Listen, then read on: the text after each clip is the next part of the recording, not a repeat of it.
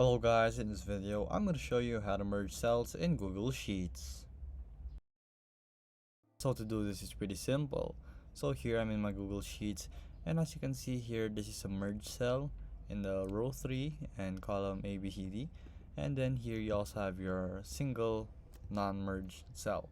So let's say we want to merge this, so it's pretty simple.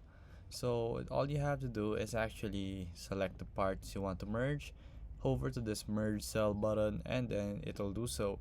So it'll adapt the very most left attributes into the very right until where you selected. So here you can also unmerge this by going this, select merge type, and press unmerge. Only if you have unmerged it. Only. So basically you can unmerge it. So let's do this. You can unmerge this and it will retain back to its original form. So there you go guys. If this video is helpful, please hit the like button and don't forget to subscribe.